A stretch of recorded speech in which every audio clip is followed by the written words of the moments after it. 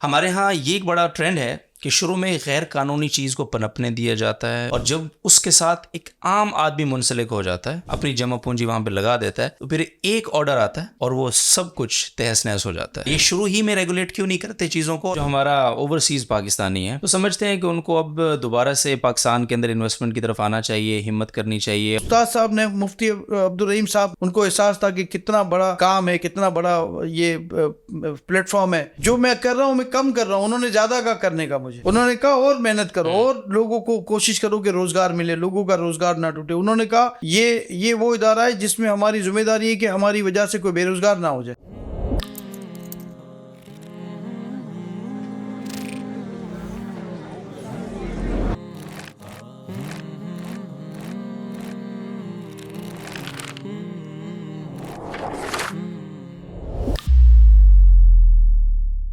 बिस्मिल्लाहिर्रहमानिर्रहीम, अस्सलाम वालेकुम वरहमतुल्लाहि वबरकातुहू। Welcome to another episode of आपकी बात special podcast program. Nazim Mohsin आज की मेहमान शख्सियत का तारुफ़ करवाऊँगा आपको और टॉपिक इम्पॉर्टेंट है, मुल्की मईशत के साथ इसका बड़ा गहरा ताल्लुक़ है।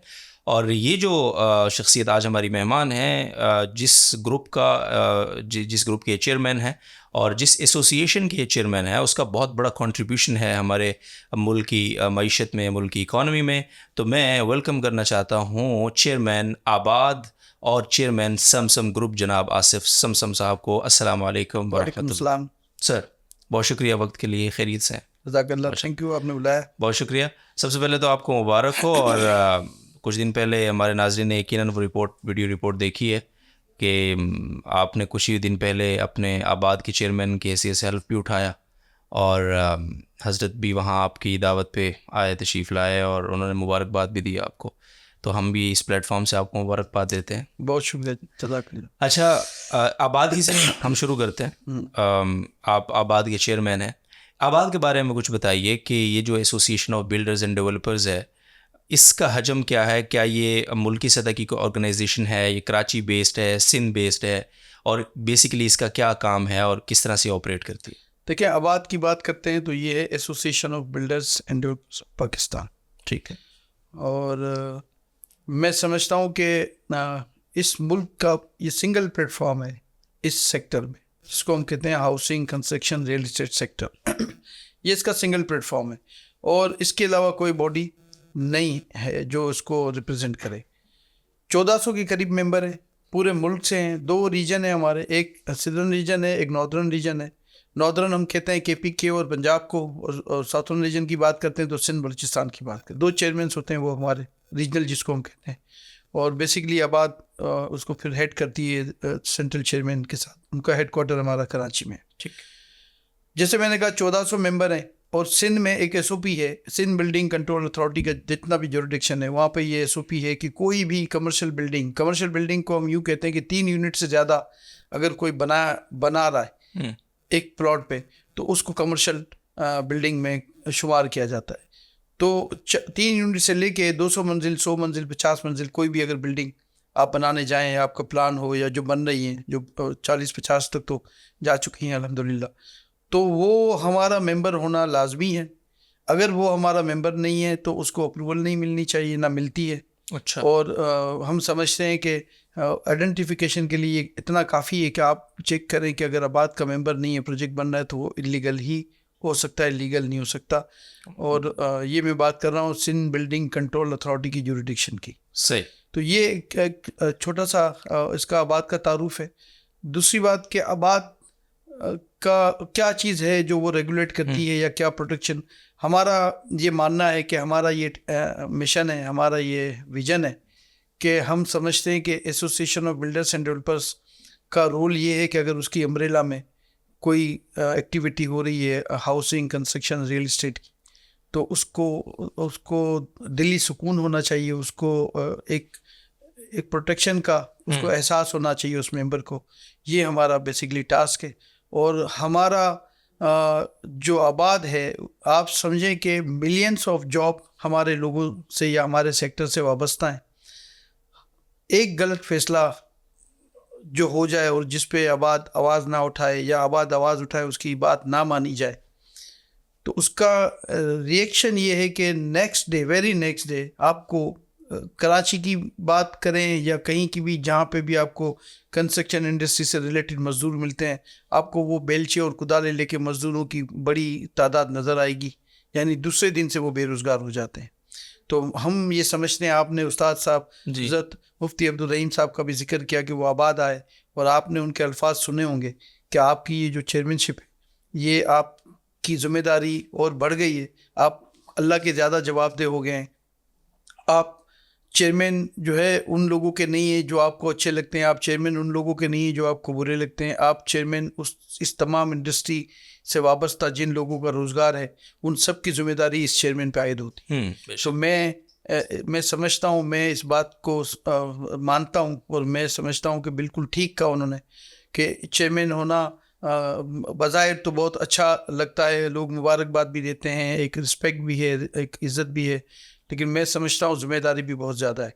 हमें हमेशा इस तरह देखा गया, हमारा ये शिकवा है कि कोई एसोसिएशन है, कोई ट्रेड बॉडी है जिसको वो डील कर रहे हैं, तो मैं हमेशा ये बात, जब भी मैं बात की, मैंने मीडिया से आके, जब से मैंने चार्ज लिया, मैंने कहा कि आप को इसका कैनवस बड़ा करना पड़ेगा। ये ऐसा नहीं है जैसा एक इम्प्रेशन है, ये लाखों लोगों का रोज़गार का प्रोटेक्शन का इदारा है। बेशक इसके मेंबर के एक्ट से इस कराची में और पाकिस्तान, ख़ास तौर पे कराची में, सिंध में, हैदराबाद में, और पाकिस्तान लाहौर में, इस्लामाबाद में, ये जो मेंबर हैं, ये बिल्डिंग्स जो आपको नज़र आ रही हैं, ये हमारे मेंबर हैं। हमारा कोई भी मेंबर नॉन टैक्स पेयर नहीं है। ये जो अलाइड इंडस्ट्री हमसे वाबस्ता है, 72 के करीब इंडस्ट्रीज़ हैं, उनका पहिया, जो कि ये लोकल मैन्युफैक्चर्ड हैं सारे, उनका पूरा सिस्टम हमारे प्रोजेक्ट बनने पे चलता है। मैं नहीं देता हूँ रोज़गार, उसको रोज़गार अल्लाह देता है, लेकिन ये बिल्डिंग चलती है तो फिर सारी इक्विपमेंट लगती हैं, और जब सारी इक्विपमेंट लगती हैं तो हम कहते हैं कि ज़राअत के बाद सबसे ज़्यादा रोज़गार जो फराहम करता है, ये हमारा शोबा है स्किल और नॉन स्किल लेबर में। आप, मेरा अगर काम चल रहा होगा तो आप मुझे दें 10 आदमी, मैं सुबह लगा दूंगा, मैं ये भी नहीं पूछूंगा कि उन्हें कुछ आता है कि नहीं आता है। तो बजाय इसके कि कदर करनी चाहिए, हमें इस इंडस्ट्री से वाबस्ता लोगों की कदर करनी चाहिए इनकी, कि इन हालात में जहाँ अनस्टेबिलिटी है, पॉलिटिकली आप देखते हैं, डॉलर का मामला देखते हैं, दुनिया में आज आप कोई भी सौदा करने जाएंगे, मैं आज लिफ्ट परचेज करने जाता हूँ तो वो नीचे लिख देता है कि ये इस रेट पे, जो लोकल सप्लायर है मेरा लिफ्ट का, वो लिख देता है कि इसका डॉलर का ये रेट हमने मेंशन किया है, इससे अगर बढ़ेगा जितना भी तो वो आप अलग से पे करेंगे। हम तो ये भी नहीं करते, हमने तो डॉलर पे कभी इसको बाइंड नहीं किया। 200%, 150% कीमतें बढ़ी मटेरियल की, तो डॉलर की कीमत 100-150% बढ़ गई। हम लोग इसी माहौल में, इसी हालात में, इस एनवायरनमेंट में कि जहाँ एक बंदा जो है बायलॉज पे साइन करके बायलॉज चेंज कर देता है, कभी ज़िंदगी में हमने नहीं देखा होगा कि ये जो कानून होता है ना, ये स्टेट गारंटी होता है, ये किसी इंडिविजुअल की अथॉरिटी नहीं होती, या किसी, मैं समझता हूँ किसी हुकूमत वक्त की भी वो अथॉरिटी नहीं होती, स्टेट की गारंटी होती है। हुकूमतें आएंगी जाएंगी, क्योंकि हम पॉलिटिकल लोग तो नहीं हैं, ना हमारा कोई सियासी एजेंडा है। हम तो आपको एडवाइस कर सकते हैं कि क्या ऐसे मामलात हैं जो आप ठीक करें तो लोगों का एतमाद भी बढ़ेगा। ओवरसीज पाकिस्तानी का जो पैसा, हम समझते हैं कि सबसे ज़्यादा रेमिटेंस, ये बहुत कम लोगों को पता है, सबसे ज़्यादा रेमिटेंस हमारे सेक्टर में आती है ओवरसीज पाकिस्तानी की। उनका एतमाद तो टूटा है। फिर जो हालात हैं कि आप देखें कि कभी नक्शे 2-2 साल तक, साल तक अप्रूवल नहीं होते, कभी G+2 के आगे बैंड लगा दी जाती है। लाड़काना में या कहीं भी सिंध में कोई ऐसा फ़िल्टर प्लांट का केस था जो ख़राब था, फ़िल्टर प्लांट, और पानी गंदा था, और मैं समझता हूँ बड़ा जुल्म की बात है कि हमारे जो भी लोग हैं, हमारे जो इंटीरियर में रहते हैं, उनको ये मुश्किलात हैं कि उनको फ़िल्टर पानी नहीं मिलता, पानी साफ़ नहीं मिलता पीने के लिए। तो ये भी मैं समझता हूँ हुकूमत वक्त की ज़िम्मेदारी है, लेकिन उसके चलते केस पे आगे फाइनल उसका जो फैसला होता है वो ये होता है कि ground+2 से ज़्यादा बिल्डिंगें नहीं बनेंगी। अब बजाय हमें सुने, बजाय हमें पूछे, क्योंकि इतनी बड़ी इन्वेस्टमेंट लग चुकी है, एक प्लॉट ख़रीदा गया है जिस पे वो फिजिबिलिटी 30 मंजिल, 20 मंजिल, 40 मंजिल की बना रहा है, उसको आपने कह दिया कि 2 नहीं बनेगा, तो यकीन करें कि जब ये टाइम गुजरता है और जब आप टाइम गुजरने के बाद इसको अलाउ करते हैं तो उस वक्त तक जाते जाते जो है ना बहुत से लोग आप ज़मीन के अंदर ऐसे ही भेज चुके होते हैं, फिर उनको वापस हम नहीं ला सकते। ये मसाइल हैं, इनको हम डिस्कस करते हैं आप आगे आपसे। और इस वक्त निगरान सेटअप भी है और इसी तरह इस्टेब्लिशमेंट के भी काफ़ी सारे इकदाम हैं, ये सारी चीज़ें आपसे डिस्कस करेंगे। बट ये इंपॉर्टेंट बात यह है कि आपने जिस तरह कहा ना कि लाखों बल्कि मिलियंस ऑफ पीपल जो हैं वो आपके साथ वाबस्ता हैं, डायरेक्टली इनडायरेक्टली, जिनका रोज़गार आबाद और इस सेटअप के साथ वाबस्ता है। जब कोई सेटअप इतना बड़ा हो जाता है तो उसमें जहाँ प्लस पॉइंट हैं कि जिस तरह आपने कहा कि अगर आप कोई बिल्डिंग खरीद रहे हैं या किसी प्रोजेक्ट का हिस्सा बन रहे हैं, तो आप ये देख लें कि उसके पास आबाद मेंबरशिप है तो तसल्ली हो जाएगी आपको, बस फिर आप आंखें बंद करके उसके साथ जुड़ जाएं। और अगर नहीं है तो फिर आपको फ़िक्र करनी चाहिए। ये एक क्राइटेरिया आपने फिक्स किया, लेकिन इसके एक नेगेटिव इम्पैक्ट ये हो सकता है जिस पर मैं चाहता हूँ आप कमेंट करें कि बस औक़ात हमारे यहाँ इदारे माफिया भी बन जाते हैं। जैसे आबाद है, अगर इतना बड़ा इदारा है और ज़ाहिर है वो बहुत बड़ा कंट्रीब्यूशन रखता है स्टेट की इकोनॉमी में, तो इसको आप कैसे मेक श्योर करते हैं कि आप लोग कहीं आगे चल के स्टेट के लिए ही उसकी पॉलिसियाँ, कानून साजी जो कर रहा है अब एक आम आदमी के लिए, उसमें आप लोग रुकावट बने और बस औक़ात ब्लैकमेल करते हैं इदारे? तो इसमें इस हवाले से आप क्या कहेंगे? देखिए, जिन इदारों की आप बात करते हैं ना, तो वो है जो रेगुलेट करते हैं। हाँ, वो अगर कुछ करते हैं तो करते होंगे, लेकिन हम तो इदारा नहीं है, हम तो एक एसोसिएशन है। आबाद तो प्रोटेक्शन देती है अपने मेंबर्स को, अपने उन अलॉटीज़ को जिनको हमने डिलीवर करना है। हम वाहिद लोग हैं जिन्हें कोई सब्सिडी नहीं मिलती, कोई लोन नहीं मिलती। अभी फोरक्लोजर लो लास्ट गवर्नमेंट थी उसने मंजूर किया था, वो कुछ चीज़ें मिलना शुरू हुई थी, रिलीफ था, लेकिन लाजमी फ़ंड नहीं है बैंकों में। तो हम तो पहले भी कहते थे कि ये आप इस काबिल ही नहीं है कि आप इतना फंडिंग दें, और मैं समझता हूँ कि हम इससे पहले भी सेल्फ सारी चीज़ें जनरेट कर रहे थे। ठीक है। हमारी बिल्डिंग है, हम अपने ज़राए अपने सोर्सेज से बनाते थे। हम तो सिर्फ क्या चाहते थे, हमने आपसे ना लोन मांगी थी उस वक्त, ना हमने आपसे कोई फैसिलिटी मांगी। हमने आपसे ये कहा कि आप हमें पुरअमन माहौल में काम करने दें। देखिए, हर चीज़ जो भी होती है ना, उसका सबसे पहला विक्टिम हमारा सेक्टर होता है। आपकी गली में अगर लॉ एंड ऑर्डर की सिचुएशन ख़राब होगी, आपकी गली, मैंने इसलिए कहा कि आप अच्छे से उसको सोच सकते हैं कि मैं क्या कह रहा हूँ, वहाँ पे चोरियाँ होंगी तो उसकी कीमतें गिर जाएंगी उस गली में मकानों की। सोचे चोरी हुई बराबर के घर में मकान आपका सस्ता हो, ऐसा ही है ना? बिल्कुल ऐसा। तो हम तो उन लोगों में से हैं कि ज़रा सा कुछ होता है, सियासी अदम इस्तेकाम होता है, हम पे आ जाता है बार। डॉलर की फ्लक्चुएशन होती है, हम पे बार आ जाता है। टैक्स का नया कोई कानून आ जाता है, हम पे बार आ जाता है। मेरा ये कहना है, आपने कहा कि देखिए हम कैसे माफिया, या हम कैसे, आप सोच सकते हैं कि हम तो सारे विक्टिम हैं। हम तो आपसे मांग भी कुछ नहीं रहे, हम तो आपसे कोई सब्सिडी नहीं मांग रहे, कोई लोन नहीं मांग रहे। जो काम हुकूमत वक्त का होता है, आइन कहता है कि बेघर को छत फराम करना, या जो कम आमदनी के लोग हैं उनको सब्सिडाइज घर फराम करना, ये हुकूमत वक्त की जिम्मेदारी है। तो मैं समझता हूँ कि वो जिम्मेदारी तो नहीं हो रही पूरी। आप भी विटनेस है, मैं भी विटनेस हूँ। लेकिन अगर एक प्राइवेट सेक्टर काम कर रहा है और मेरिट पे काम कर रहा है, तो आपने एक बात कही कि आबाद का मेंबर है काफ़ी है। मैं कभी ये नहीं कहूँगा कि आबाद का मेंबर है काफ़ी। हो सकता है हमारा मेंबर कोई गलत बात कर रहा हो, अच्छा, हमारा मेंबर कोई गलत चीज़ कर रहा हो, तो आप निशानदेही करें। हमारे पास पूरा इसका निज़ाम है, आप राइटिंग में दें। आपने अगर कोई बुकिंग की है, आपको कोई मुश्किल आ रही है, तो हमारा पूरा कंप्लेंट सेल है ही उन्हीं के लिए। ठीक है।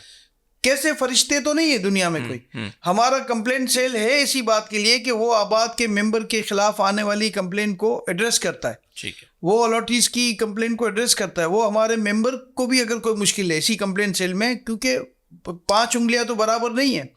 ऐसे भी लोग होते हैं जो बुकिंग कराते हैं और तंग करते हैं हमारे मेंबर को, तो वो कंप्लेंट सेल उनको भी दादरसी करेगा। हमारे मेंबर को मुश्किल है, उसको भी हम हल करेंगे, और हमारे मेंबर से अगर किसी अलॉटी को मुश्किल है तो उसको भी हल करेंगे। ये इसलिए बनाया गया है कि थाना बनाने से गारंटी नहीं है कि पूरा शहर पुरअमन हो गया है। थाना और कानून इसलिए है कि अगर किसी ने खिलाफ वर्जी की तो इसके खिलाफ एक्शन होगा। तो ये हमारा एक डिसिप्लिनरी सिस्टम है जिसमें हमने, अगर किसी ने गलत किया तो एक्शन भी होगा।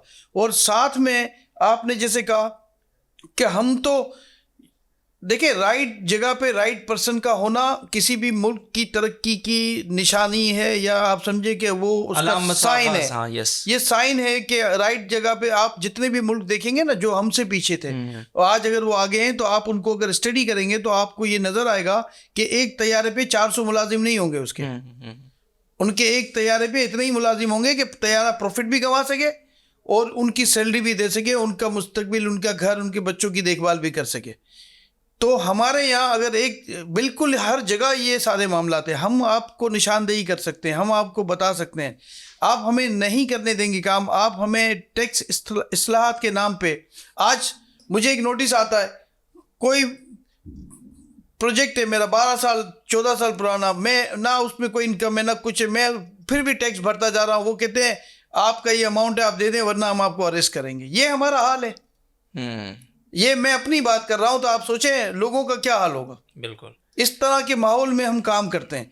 हमें, आपने बात की, अभी जिक्र किया कि एस्टेब्लिशमेंट की बात करें और निगरान हुकूमत की बात करें। मैं करता हूँ उस पर, मैं थोड़ा सा, मुझे ये जो पिछले दिनों आपको यकीनन नज़ाहिर है उसमें मैं पूछना चाहता हूँ आपसे। एक बिल्डिंग यहाँ पे आई थिंक शारा फैसल पे गिराई गई अदालती हुक्म पे, एक बहुत बहुत बड़ी बिल्डिंग गिरा दी गई थी, काफ़ी ज़बरदस्त उसमें यानी आबादी थी बहुत बड़ी तादाद में और बड़े इन्वेस्टमेंट हुई थी लोगों की। मुझे उसका अभी एग्जैक्ट नाम याद नहीं है। हमारे यहाँ ये एक बड़ा ट्रेंड है कि शुरू में गैर कानूनी चीज़ को पनपने दिया जाता है, वो बढ़ती रहती है, और जब उसके साथ एक आम आदमी मुंसलिक हो जाता है, अपनी जमा पूंजी वहाँ पे लगा देता है, तो फिर एक ऑर्डर आता है और वो सब कुछ तहस नहस हो जाता है। क्योंकि अल्टीमेटली वो सारा पैसा तो एक आम आदमी का ना, पाई मिला के लोगों ने उस बिल्डिंग को खड़ा किया एक बिल्डर के तहत, एक बिल्डर की छतरी के नीचे। तो ये जो सिंध बिल्डिंग कंट्रोल अथॉरिटी है, ये बिल्डिंग कंट्रोल अथॉरिटीज़ जितनी भी हैं पाकिस्तान भर की मैं बात करूँ, इनके हवाले से आपको क्या शिकवा है? इस तरह के मामलात ये क्यों होते हैं? ये शुरू ही में रेगुलेट क्यों नहीं करते चीज़ों को और बाद में फिर मुनहदिम करने के चक्कर में क्यों पड़ जाते हैं? एक आम आदमी का बहुत नुकसान। देखिए बहुत सादा सी बात है, आपने जिस बिल्डिंग का जिक्र किया उसका नाम था नस्ला टावर। यस, नस्ला, ठीक है। उस नस्ला टावर में हमने आबाद एज एन एसोसिएशन बहुत ज़्यादा प्रोटेस्ट, सबसे ज़्यादा प्रोटेस्ट हमने किया। हमारा ये कहना था कि 18 एनओसीज के बाद, बनने के बाद, रहने के बाद अगर कोई चीज़ गलत हो सकती है तो फिर इसका मतलब है कि कुछ भी ठीक नहीं है। मैं बात कर रहा हूँ पूरे माशरे की। सही है। फिर कुछ भी ठीक नहीं है। कोई भी दुनिया की ताकत जो है, कोई अगर माँ बच्चा पैदा कर दे और वो 40 साल का हो जाए तो वो वापस उसको बच्चा नहीं बना सकती। ये फितरत की बात कर रहा हूँ। हमारा ये मौक़िफ़ था कि जो ये बात की जा रही है या जो फैसला किया जा रहा है उसमें जो चीज़ें उन्होंने बताई हैं उसमें हमारे किसी मेंबर का कोई कसूर नहीं है। ना वो बिल्डिंग हम समझते थे कि वो इलीगल बनी, उस पर नक्शा पास हुआ, उस पर सारी एनओसीज ली गई और फिर इसके बाद बिल्डिंग बनाई गई। फिर मौक़िफ़ ये आया सामने कि जी ये रोड था और रोड पे इंक्रोच कर लिया। हम समझते हैं कि ये बात अगर रोड था और रोड पे इंक्रोच कर लिया तो ये बहुत गलत बात है। ये एक माशरे की समझ लें कि एक बीमार ज़हनियत है कि कोई किसी रोड पे आके ये काम करे। लेकिन अगर 40 साल पहले किसी ने ये किया, सोसाइटी ने उसको रेगुलेट किया, सोसाइटी ने ये सोच के रेगुलेट किया कि वहाँ न्यू मलिर ये कहलाता था ये रोड जो शारा फैसल है, उसको वाइड करने के लिए 240 फुट का उसका डायमेंशन लेने के लिए जो ज़मीन काटी गई तो वो सिंधी मुस्लिम कोऑपरेटिव हाउसिंग सोसाइटी की ये लैंड थी जहाँ से ये रोड गुजरा। आप देखेंगे रोड की क्रॉस भी सिंधी मुस्लिम सोसाइटी है और इस तरफ भी है। तो उसकी ज़मीन से जब आप 240 फीट रोड ले लेते हैं और उसके बाद रोड वाइंडिंग में जो आपने रोड लिया और जो बचा उसको आपने वापस किया उस सोसाइटी को, तो सोसाइटी चूँकि पहले से अलॉट कर चुकी थी प्लॉट, सारे उनके जो है वो डायमेंशन हो चुकी थी, तो उसके अगर 20 फुट का पट्टा अगर मुझे बच जाता है सोसाइटी को तो वो आगे नया प्लॉट नहीं काट सकती सोसाइटी। उसके पास एक ही ऑप्शन है कि एक्स्ट्रा लैंड के नाम पे जिसका फ्रंट का प्लॉट है उससे कह के पैसे दें और ये आप प्लॉट ले लें। यही उस सारी सोसाइटी का मामला था। अब ये मैं नहीं कहता कि वो रोड का साइड था कि नहीं था, अगर रोड का था तो मैं समझता हूँ गलत था, लेकिन नहीं तो उसके एनओसी क्यों जारी किए गए? एग्जैक्ट मैं उसी पे आ रहा हूँ। कोई एक काउंटर तो आप हमें दे दें। आप हमें एक काम करें, कोई मुझे बता दें कि ये इदारा है और ये बंदा है, इसको जाके नक्शा जमा करा दो। इसने पास कर दिया तो इसके बाद नहीं रोकेंगे। आप पहले पास कर दें फिर इसके बाद बन जाए फिर आप रुकें, तो आपको क्या उसमें आपका पर्सनल इंटरेस्ट नज़र नहीं आ रहा? क्या आप क्या चाह रहे हैं कि पहले स्टेक लगे, फिर पब्लिक का स्टेक लगे, पहले उसका स्टेक लगे बिल्डर का, फिर पब्लिक का स्टेक लगे, फिर इन दोनों की इज्जत लगे, फिर इसके बाद आप मीडिया ट्रायल उसका करें? तो क्यों कोई दुनिया में कैसे ये मुमकिन है कि क्या छुप के बन गई बिल्डिंग? बिल्कुल। क्या ये कोई कोल्ड ड्रिंक थी या सॉफ्ट ड्रिंक थी जो हम पी गए, पता नहीं किसने पी ली।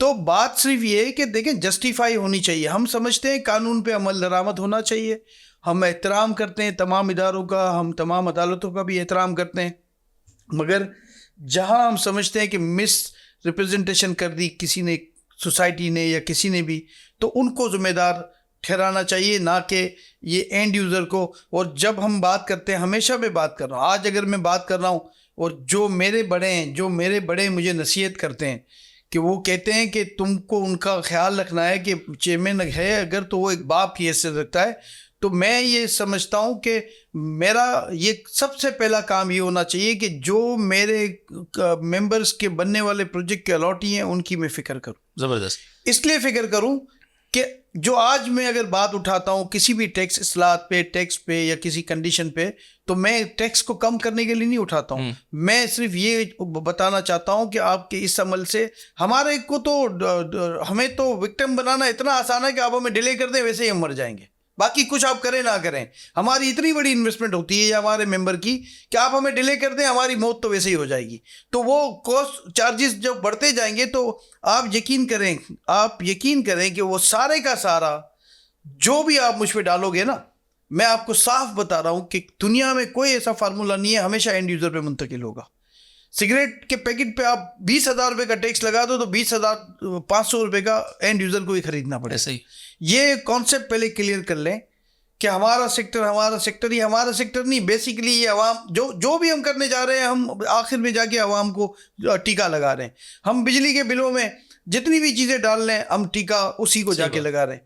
तो थोड़ा सा मैं समझता हूँ कि हमें सोचने की ज़रूरत है कि हम कोई भी ऐसा काम करें ना, तो हम पहले मफाद रखें इस अवाम का, इस शहर का, इन लोगों का, कि हम क्या करने जा रहे हैं और उसका इम्पेक्ट क्या हो। सही है, ज़बरदस्त हो गया। अच्छा, निगरान हुकूमत पे आते हैं। इस वक्त तमाम सूबों में और विफाक में निगरान गवर्नमेंट है।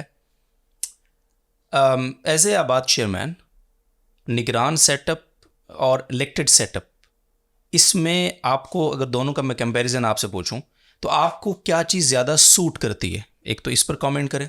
दूसरे कि इन दिनों में जब हमारा डॉलर बहुत ऊपर चला गया, हालात बेकाबू होने लगे, दिवालिया की आवाज़ें आ रही थी, उस टाइम पे हमारे आर्मी के जो चीफ़ हैं उन्होंने एंट्री मारी और बड़ा फ्रंट पे आके उन्होंने जो है ना काफ़ी सारी चीज़ें की, इजलास किए। आप लोगों से भी यकीनन उनकी मीटिंग्स हुई होंगी।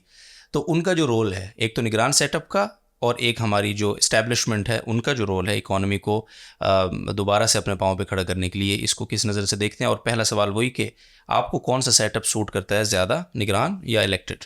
और इलेक्शन भी अब अनाउंस हो गए हैं, तो क्या उम्मीद रखते हैं आगे?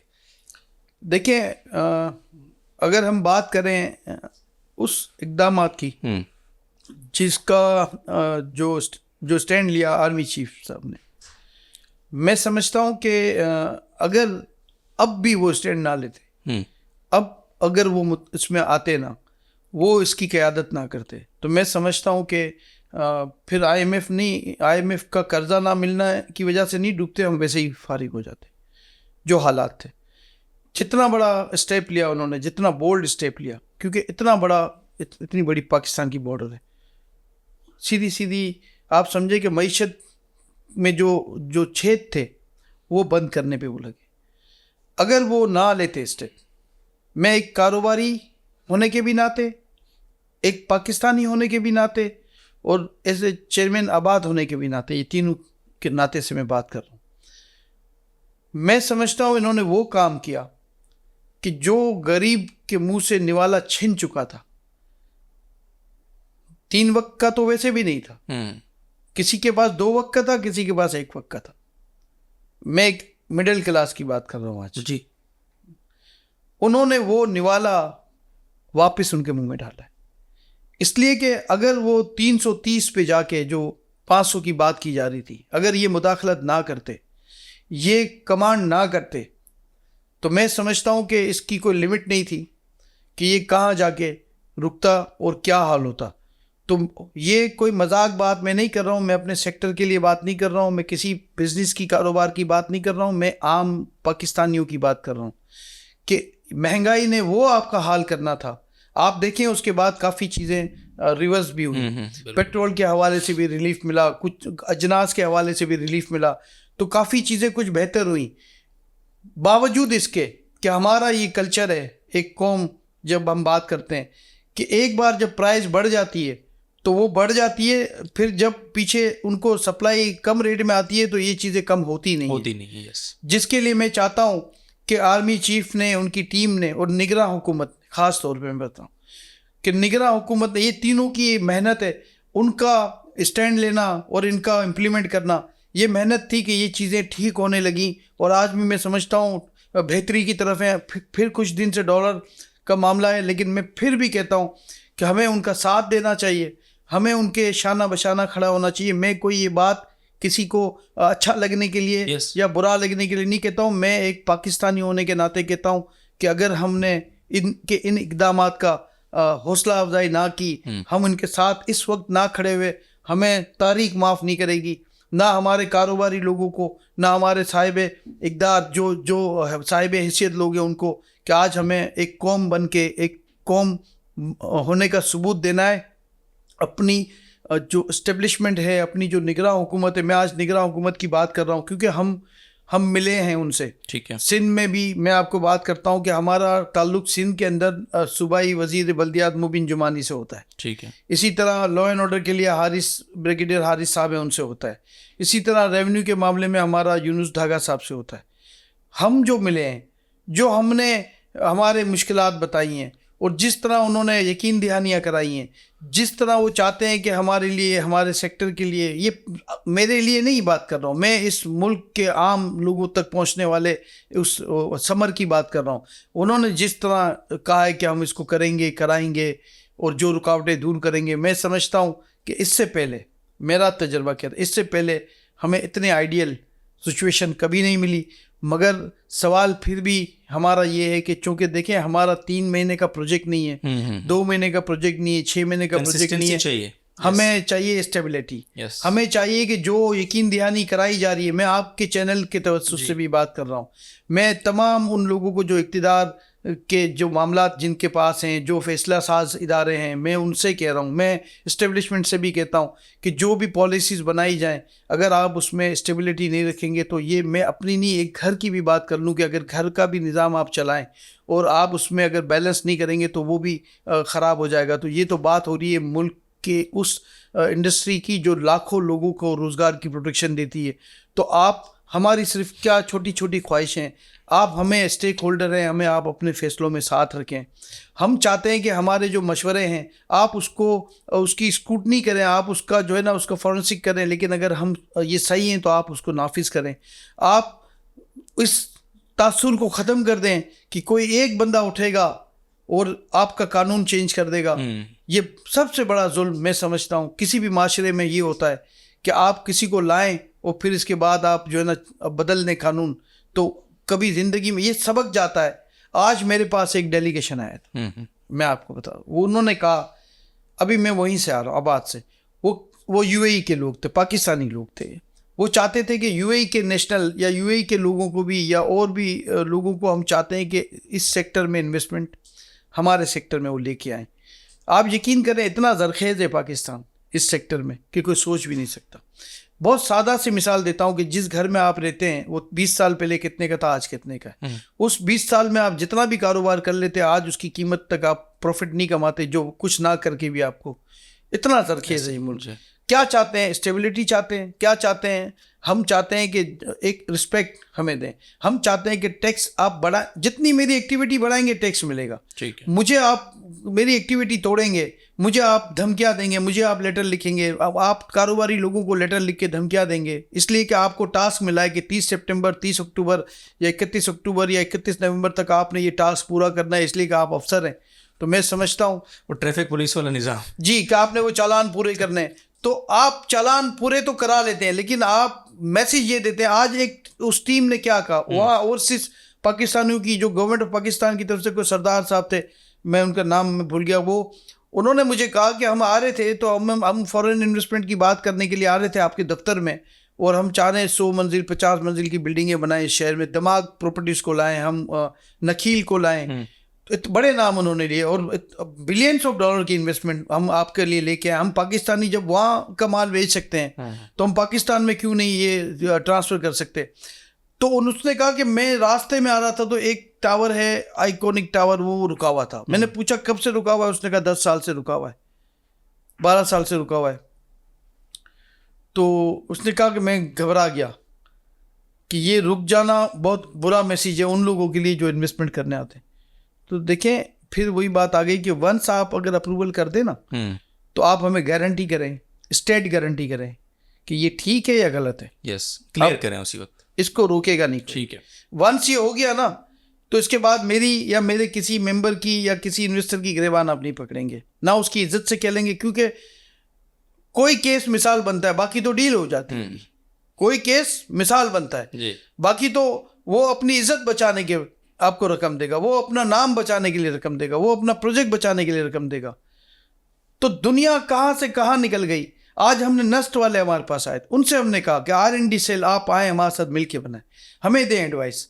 हम हर इदारे के साथ, हर इंस्टीट्यूट के साथ बैठ के इस बात पे काम करने के लिए तैयार है। पूरी दुनिया में रोड शो होते हैं, सिफारती सतह पे, हुकूमती सतह पे, वो अपने मुल्क से बाहर जाते हैं और लोगों को कहते हैं आप हमारे मुल्क में इस सेक्टर में इन्वेस्टमेंट करें, हम आपको पासपोर्ट देंगे, हम आपको रेजिडेंट परमिट देंगे, हम आपको टैक्स फ्री इन्वायरमेंट देंगे, हम आपको वो तमाम राइट्स देंगे जो एक हमारे नेशनल को हासिल हैं। बिल्कुल। हमारे यहाँ ढूंढा जाता है उस बंदे को कि तलाश करो कि कौन वो बंदा है जो इस सेक्टर में काम कर रहा है, उसको हमने छोड़ना नहीं है। देखें ये माइंडसेट की बात है। मैं समझता हूँ कि जो अभी जो विजन है, ये जो वन विंडो का विजन है चीफ ऑफ आर्मी स्टाफ का, और जो इन्होंने हुकूमत के साथ मिलके ये एश्योरेंस कराई है इन्वेस्टर को, मैं समझता हूँ ये इसको हमारे सेक्टर तक भी ले आए। आपके सेक्टर तक अभी तक इसके असरात नहीं आए क्या? सर हमारे सेक्टर तक सिर्फ अभी तक उसकी चीटें बातें अच्छा, मगर देखिए विजन इनका अच्छा है तो हम हिमायत कर रहे हैं ना, सोच उनकी अच्छी है तो हम बात कर रहे हैं। तो मैं समझता हूँ कि हमें भी थोड़ा सा वो शामिल करें, हमारी एडवाइस भी ले, हमसे पूछें और इस सेक्टर को चलने दें। IMF के जो भी इश्यूज़ हों, बाकी जो भी इश्यूज़ हों, देखें वो एक मुल्की सतह पे हैं, वो जो हमारे जो बड़े जो हुकूमत चलाने वाले लोग हैं उनके लेवल के काम हैं। हम कारोबारी लोग हैं, हमारे लेवल के नहीं है। हम टैक्स पेयर लोग हैं, हमें टैक्स इस्लाहत के नाम पे किसी की डिमांड की वजह से किसी के क्यों दुबई में रुकावट नहीं है काम करने में, क्यों सारे मुतालबात आते हैं कि इस सेक्टर को बंद करना है। चलते हुए सेक्टर को आपको बंद करना है। अगर आपको चलते हुए आज 50% से ज़्यादा काम बंद हो गया है मेरा। मैं चेयरमैन हूँ इसलिए बहुत हिम्मत से ये बात कर रहा हूँ, मैं मायूसी की बात नहीं कर रहा हूँ, मैं हिम्मत करके ये बात कर रहा हूँ। आज आपने 7 ही लगाया कि जो भी 2.5 करोड़ से ज़्यादा की प्रॉपर्टी है उसको अब हर साल टैक्स देना पड़ेगा। तो कौन है बंदा जो इन्वेस्टमेंट करेगा मेरे सेक्टर में आके और अपनी प्रॉपर्टियां बढ़ा के सालाना की बुनियाद पे टैक्स देगा, क्योंकि कल तो किसी को नहीं पता। मैंने एक फोरम पे नहीं 6 फोरम पे ये बात कही कि देखें मैं जिस माशरे में रहता हूँ ना, इस माशरे में जॉइंट फैमिली सिस्टम है। ये सिस्टम क्या कहता है कि हमारे घर में जो खातून खाना जिसको कह लें, मैं वाइफ कह लूँ, बीवी कह लूँ, जो भी आप जिस नाम से भी अपनी एहलिया से बात करें, उसके पास कोई सिक्योरिटी नहीं है, उसके पास ज़ीरो कोई गारंटी नहीं है, ना हुकूमत की तरफ से, ना कोई इंश्योरेंस पॉलिसी, ना अस्पताल की कोई पॉलिसी, ना कुछ। अगर आज हम समझते हैं कि कोई इस काबिल है कि काम कर रहा है, काम हो रहा है, तो जो हालात है उसको नहीं पता कि कल वो जिंदा हो भी ना हो, कल उसका काम हो भी ना हो। तो एक 40-30 साल से मैं तकरीबन देख रहा हूँ, छोटा सा सुनता रहा, अभी 30 साल से मैं देख रहा हूँ कि लोग लॉन्ग टर्म इन्वेस्टमेंट करते हैं प्लॉटों में, और वो ये सोच के करते हैं कि ये रख लो, और वो उमूमन उनके नाम पे होता है, बीवियों के नाम पे। बिल्कुल। और वो इस मद में होता है क्योंकि जॉइंट फैमिली सिस्टम है, वो सोच रहा होता है मियाँ या शौहर के, मैं उसके नाम पे एक प्रॉपर्टी करूँगा, कल को मैं जिंदा रहा ना, मुझे कुछ हो गया तो कल मैं पाकिस्तान में मुझे कुछ हो गया, मेरा काम बंद हो गया, तो मेरी बच्चियों की शादी कर देगी इसको बेच के, मेरे बच्चों की पढ़ाई कर देगी, इसलिए कि इसने इस मुल्क में देखा है। ये गरीब आदमी भी गवाह है इस बात का कि प्रॉपर्टी में इन्वेस्टमेंट करूंगा तो मैं बच जाऊंगा। तो ये इतनी जरखेज है मट्टी।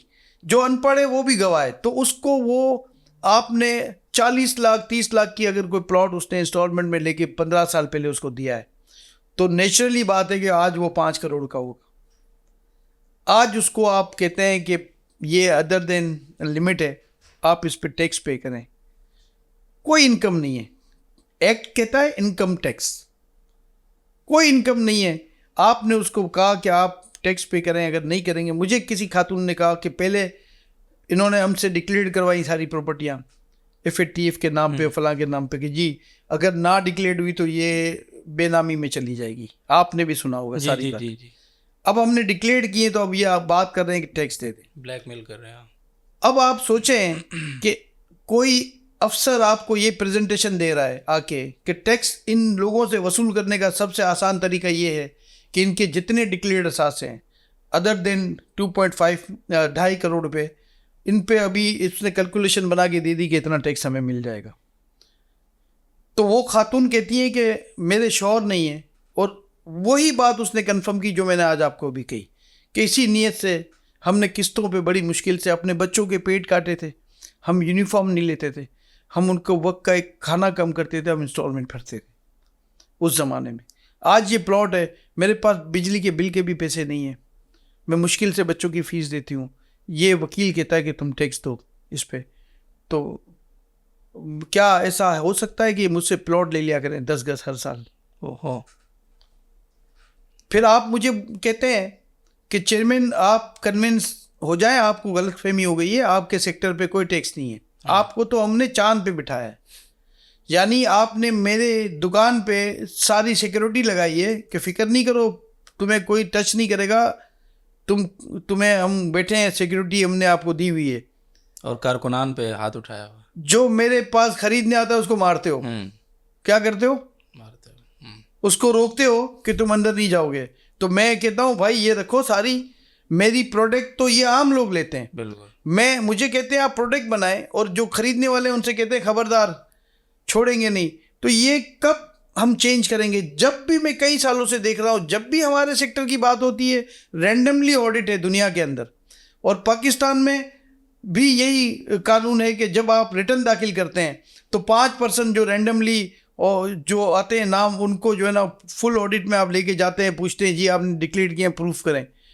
क्या बिल्डर कोई इंसान नहीं है? हर मर्तबा हर साल इन्हीं का नाम आता है। आप उठा लें पूरा रिकॉर्ड हमारी सेक्टर का, हर बिल्डर 100% ऑडिट में हर साल होता है। तो क्या करें हम? आज दुबई फ्लोरिश है, फिर आज फिर अट्रैक्ट कर रहा है लोगों को। इन्वेस्टमेंट क्या होती है? इन्वेस्टमेंट वो चिड़िया है जो इतनी डरपोक है कि जरा सा खुटका होता है ना उड़ जाती है। आप हमें डराओगे ना, हम उड़ जाएंगे। हो सकता है मैं हूं, मेरे जैसे कुछ लोग हों जो कहें नहीं मैं इधर ही जीऊंगा, लेकिन इन्वेस्टमेंट नहीं रुकती।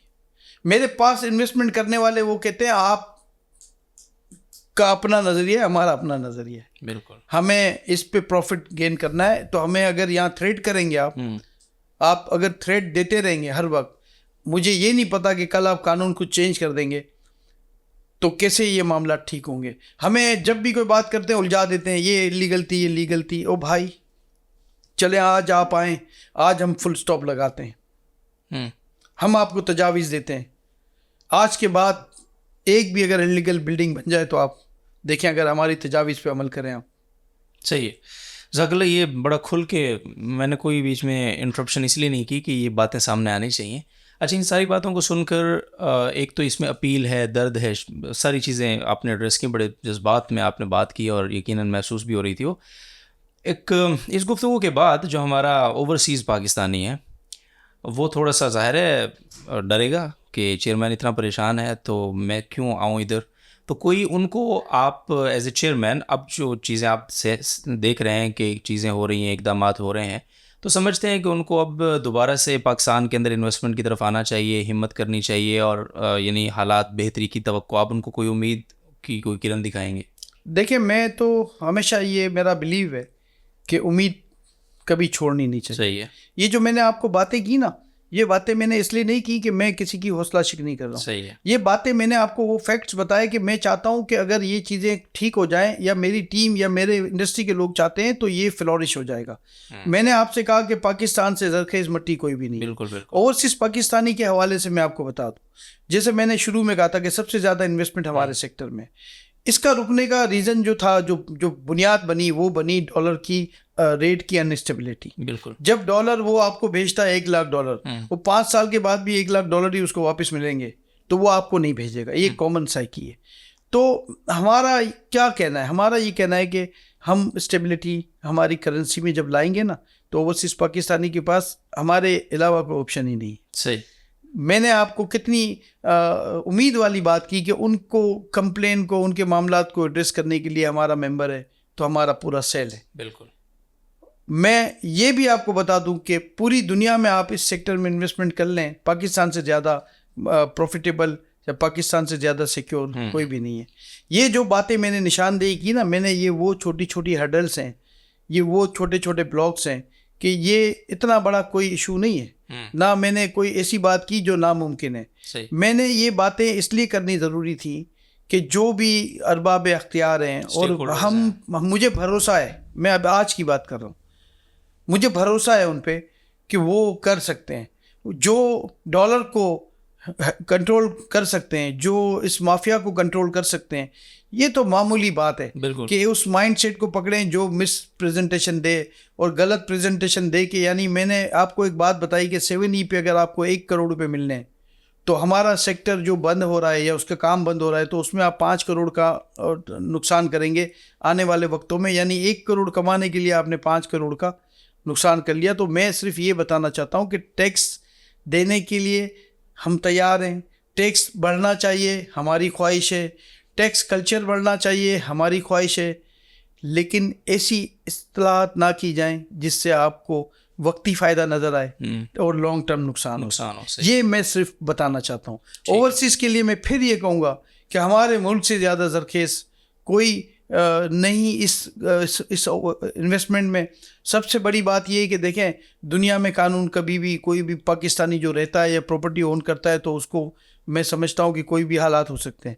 हमारे यहाँ तो वो इस ज़मीन का बेटा है। बिल्कुल। तो इससे अच्छी, इससे सिक्योर इन्वेस्टमेंट जो पाकिस्तान में हो सकती है, मैं समझता हूँ कोई नहीं है। लेकिन हिम्मत हमने की कि आज जो हुकूमत है, जो उनकी विल है, तो हमारी हिम्मत हुई कि वो अगर इस पे गौर करें, इस पे तवज्जो दें, तो हम बहुत सी चीज़ों को नहीं, तकरीबन चीज़ों को हम ठीक कर सकते हैं। थैंक यू वेरी मच, बहुत शुक्रिया सर।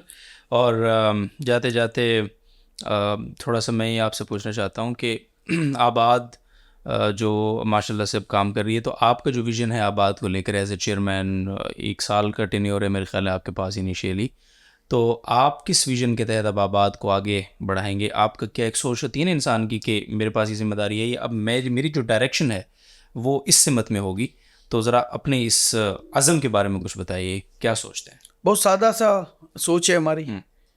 चाहते हैं कि इंडस्ट्री चले, चाहते हैं कि हमसे वाबस्ता लोगों, अगर आज 50 लाख हैं तो आने वाले दिनों में 1 करोड़ हो जाएं। चाहते हैं कि अलाइड इंडस्ट्री जो मेरे साथ जुड़ी हुई है, उनके मजदूरों के चूल्हे जलें। चाहते हैं कि जो बायलॉज के नाम पे या कानून के नाम पे लूप होल्स हैं वो ख़त्म हो जाएं। चाहते हैं कि हमारे यहाँ हमारी इंडस्ट्री में काम करने वालों की इज़्ज़त बढ़े। चाहते हैं कि लोग हमारे सेक्टर की तरफ मुतवज्जो हों। चाहते हैं कि ओवरसीज़ पाकिस्तानी जो है वो आंख बंद करके हमारे सेक्टर पे भरोसा करें और हमारे मेंबर्स के साथ काम करें। चाहते हैं कि टैक्स हमारे सेक्टर से डबल मिले हुकूमत पाकिस्तान को। चाहते हैं कि हम जो लोग हमारे साथ इन्वेस्टमेंट करें उनको भी फ़ायदा हो, क्योंकि जब आपके साथ कोई इन्वेस्टमेंट करता है उसको प्रॉफिट मिलेगा तो ये एक्टिविटी बढ़ेगी। तो इन सब के लिए छोटी छोटी सी गुजारिशात होती हैं हमारी, छोटे छोटे सी हम उसमें इंटरफेरेंस चाहते हैं कि जब आप कोई कानून बनाने जाते हैं, जब आप कोई टैक्स के नाम पे इस्लाहात करने जाते हैं, जब आप 3-3 और 4-4%, 5-5%, 10-10% डायरेक्ट भी टैक्स, इनडायरेक्ट भी टैक्स, तो आप एक दिन ख़त्म कर देंगे अपने पैसे। क्योंकि मेरे पास जो पैसे हैं या आपके पास पैसे हैं, आप मुझसे लेते ही जाएंगे और मेरी अर्निंग नहीं है, तो एक टाइम पे आके मैं ज़ीरो हो जाऊँ। बिल्कुल। तो अगर हमारी इंडस्ट्री ज़िंदा रहेगी, चलेगी, तो टैक्स भी मिलता रहेगा, लोगों को रोज़गार भी मिलता रहेगा। मैंने आपको शुरू में कहा कि बहुत आसान है, मेरा प्रोजेक्ट चल रहा है और मैं 10 नॉन स्किल बंदों को लगा दूँ। बिल्कुल, इसमें मैं कोई वो नहीं कर रहा हूँ, मुबालगा रही नहीं कर रहा हूँ, साफ में बात कर रहा हूँ। तो ऐसे सेक्टर को सपोर्ट करना चाहिए हुकूमत को, और यही हमारा विजन है कि चीज़ों को ठीक करें, करप्शन को ख़त्म करें। ख़त्म ना भी हो तो हम समझते हैं कि इसको इतना करें, क्योंकि एक बात समझ लेनी चाहिए हम सबको, सेक्टर कोई भी हो, कपड़ों पे ज़्यादा टैक्स बढ़ाओगे तो ये शलवार कमीज़ आपको और ज़्यादा महंगा मिलेगा। मकान पे ज़्यादा टैक्स लगाओगे तो एंड यूज़र को मकान महंगा मिलेगा। ये सोच हम समझते हैं कि अगर हम बना लें इज्तिमाई तौर पे, तो खुद ब खुद चीज़ें भी कम होंगी, रेट भी कम होंगे, प्राइसेस भी कम होंगी, कंट्रोल में आ जाएंगी। लेकिन इसके लिए विल चाहिए, और विल हमें थोड़ी सी उम्मीद है कि जो भी हम देख रहे हैं, जो भी इकदाम आते हैं, तो इसलिए मैंने ये बात की कि हम समझते हैं कि अगर वो हमारी मदद करें चीज़ों को ठीक करने में, सही, तो ये इंडस्ट्री भी चल जाएगी, और इस इंडस्ट्री को भी अपने ही मुल्क की इंडस्ट्री समझें। बिल्कुल। तो मैं समझता हूँ कि रोज़गार भी लोगों को मिलेगा। आपने कहा कि 70 से ज़ायद इंडस्ट्री जो है वो डायरेक्टली इनडायरेक्टली आपके साथ इस बिजनेस के साथ वाबस्ता है, ऐसे ही? ऐसा ही, बिल्कुल ठीक है। उसमें कुछ बुनियादी इंडस्ट्रीज़ का नाम लेंगे, जैसे सीमेंट? देखिए, सीमेंट और स्टील आपके सामने जी, टाइल इंडस्ट्री लोकल आपके सामने, जो एल्युमिनियम की विंडोज़ बनती हैं। मतलब मैं तो कुंडी पे भी आ जाऊंगा, मैं तो ग्राउंडिंग पे भी आ जाऊंगा, मैं तो कलर पे भी आ जाऊंगा, ठीक है, मैं दरवाज़ों पे भी आ जाऊंगा, मैं उसके जो कब्जे बनते हैं उस पर भी आ जाऊंगा, मैं स्क्रू पे भी आ जाऊंगा, कील पे भी आ जाऊंगा। बहुत बड़ी पाकिस्तान, बड़ा स्कोप है। आप देखें ना, आपके घर में कितनी चीज़ें लगी हुई हैं। मैं वही इमेजिन कर रहा था अभी। ठीक है ना, तो हम कोई, ये हमारा कोई शिकवा नहीं है, हम शिकवा नहीं करते, हम आपको बता रहे हैं, दिल दुखता है तो बता रहे हैं। सही बात है कि हम बता रहे हैं कि हम अच्छा कर सकते हैं, हम बता रहे हैं कि मायूसी नहीं है यहाँ पे, ये बड़ी जरखेज है हमारी। बिल्कुल। और अगर ज़ाहिर है आपकी जो फिक्र है उसके साथ, एक तो आपने बात की ना 50 लाख लोग वाबस्ता हैं उस बिज़नेस से, लेकिन जो इंडस्ट्रीज़ इसके साथ वाबस्ता हैं तो करोड़ों में लोग उसके साथ वाबस्ता मैं हैं। यही कहता हूँ ना कि आप सोचें कि अगर हम हमारे मुल्क में एक चलती हुई दुकान को हम बंद करके जाना चाहते हैं, तो लाजमी जो कारोबारी बंदा होता है ना, वो कोई पार्टी नहीं होता, वो कोई फोर्स नहीं होता, वो कोई जत्था नहीं होता, वो चले जाएगा। आप घबराएंगे तो चले जाएगा। लेकिन मैं चाहता हूं कि इस बार हम आए मिल के मैसेज देते हैं, पूरी मुल्क को मैसेज देते हैं, तमाम इदारों को मैसेज देते हैं, कमर्शियली जो काम करते हैं, चेंबर्स हैं। मैं कराची चेंबर में आपको पता है 4 साल सर्व किया इसी सेक्टर में, मैंने एज ए चेयरमैन सर्व किया, 2 साल पहले किया, 2 साल सराज भाई के दौर से शुरू किया। FPCCI में मैंने 4-5 साल इस सेक्टर में एज ए चेयरमैन पूरे पाकिस्तान डील किया। तो मुझे उनकी वहाँ के मामला भी पता है, मुझे यहाँ भी पता है कि क्या दुख हैं, क्या तकलीफ़ हैं। मुझे अपने सेक्टर का इसलिए पता है कि मुझे लोगों को सुख पता है। जब बिल्डर की बात होती है तो बड़ा एक आता है कि बहुत कोई दुख नहीं पता है लोगों को। बिल्कुल, हमें दुख पता है, हमें सुख कम पता है। तो जब आपको मैंने कहा, जैसे कि उस्ताद साहब ने, मुफ्ती अब्दुल रहीम साहब ने भी जब आए उन्होंने, और जब उन्होंने कहा कि हमारी उनको भी एहसास था इस इंडस्ट्री की अहमियत का, उनको एहसास था कि कितना बड़ा ये काम है, कितना बड़ा ये प्लेटफॉर्म है, तो उन्होंने हमें यही, जो मैं कर रहा हूँ मैं कम कर रहा हूँ, उन्होंने ज़्यादा का करने का मुझे। बिल्कुल, उन्होंने कहा और मेहनत करो, और लोगों को कोशिश करो कि रोज़गार मिले, लोगों का रोज़गार ना टूटे। उन्होंने कहा ये वो इदारा है जिसमें हमारी जिम्मेदारी है कि हमारी वजह से कोई बेरोज़गार ना हो जाए। बिल्कुल ऐसे ही। और होपफुली ज़ाहिर है उनका जो कंट्रीब्यूशन आपके साथ एक ताबन का, दुआओं का, सरपरस्ती का है, उम्मीद है कि वो बहुत हेल्पफुल होगा इंशाल्लाह। देखिए, मैं उनके हवाले से मैं कहूँ, आपको पता है मेरा बहुत सालों का रिश्ता है, हमेशा मोहब्बत की है हमसे, हमेशा आपने कहा, हम जहाँ भी है ना, हम कहते हैं हमारे माँ बाप की दुआएं, उस्ताद साहब की दुआएं, और हम वो जब भी आते हैं दुआई देते हैं हमें। तो इनकी दुआओं से अल्लाह ताला ने हमें ये मकाम दिया है। तो हम समझते हैं कि जब, अच्छा, निगरानी भी सख्त होती है, आपको पता है कि हमको कहा है कि काम अच्छा करना है, हमें कहा गया है कि लोगों को सहूलत देनी है, हमें कहा गया है कि लोगों को रोज़गार बढ़ाना है। तो बिल्कुल हमारे मसलक परस्ती नहीं करनी, बिल्कुल किसी मुझे जो पसंद है मैं उसका भी चेयरमैन हूँ, मुझे जो नापसंद है मैं उसका भी चेयरमैन हूँ। उन्होंने यहाँ तक कहा कि मुसलमान है उसका जो आपका मेंबर है आपसे वाबस्ता है उसके भी चेयरमैन हो, गैर मुस्लिम है तुम उसके भी चेयरमैन हो, सबके साथ मोहब्बत से सबके काम आना है, सबके काम करना है। तो मैं इसीलिए फोन खुला रखना है 24 घंटे उन्होंने वार्निंग दी है कि बंद नहीं होना चाहिए। तो आप सोचें कि आपने जिस बात को मेरे इंटरव्यू को जज्बाती का, वो जज्बाती इसलिए नहीं था कि मुझे वो जो नसीहतें मैं बार बार मेरे दिमाग में घूमती हैं, मुझे कहते हैं तुमको अल्लाह को जवाब देना है, अल्लाह को जवाब, मैं डरता हूँ। मैं क्या, हर इंसान डरता है अल्लाह की जब बात है। तो जब वो ये बात करते हैं तो मैं समझता हूँ कि वो कुछ मोहब्बत करते हैं तो ये मशवरा। सही बात, ऐसे ही। चलिए जी, good luck sir, best of luck. और नाज़िम मोहतरम हमारे साथ चेयरमैन आबाद, चेयरमैन समसम ग्रुप जनाब आसिफ समसम साहब थे, और ये एक यूनिक टॉपिक है जिस पर उन्होंने उनसे डिस्कशन ली। और यकीन करें कि जो बातें उनकी हैं सारा दर्द दिल है, बिकॉज के अल्टीमेटली ये सारा कुछ इफ़ेक्ट होता है, सारी चीज़ें आके इफ़ेक्ट करती हैं हमारी उस इकॉनमी को, जिससे एक आम आदमी, एक वो इंसान जो लोअर मिडिल क्लास है उससे लेकर और अपर मिडिल क्लास सब ही इफ़ेक्ट हो रहे होते हैं कहीं ना कहीं डायरेक्टली इनडायरेक्टली। तो ये उनका दर्द दिल है। अल्लाह ताला उनकी मुश्किलात को आसान करे, और जो उनके अज़ाइम हैं, जिस तरह एज ए चेयरमैन आबाद उन्होंने काफ़ी सारी चीज़ें गिनवाई, तो अल्लाह ताला उनमें उनका हामी नासिर हो, और उनकी टीम और सारा जो एक सिस्टम है उनका, वो उनको इसमें हेल्प करे। तो बहुत सारी दुआएं एक तमन्ना है। और सर बहुत शुक्रिया आपके वक्त के लिए एक बार फिर, थैंक यू वेरी मच। इंशाल्लाह नशिस्तें रहेंगी इनसे इंशाल्लाह आगे भी। तो आप कोई फीडबैक हो तो कमेंट्स में लिखिएगा, कोई सवाल आप पूछना चाहते हैं तो भी लिखिएगा। अब तो फ़ोन 24 घंटे खुला है, तो कभी भी हम उनसे वो सवाल आपको पूछ सकते हैं और आप तक इंशाल्लाह उसका जवाब भी पहुँचाएँगे। इजाज़त दीजिए, ख्याल रखिए अपना, अल्लाह हाफ़िज़।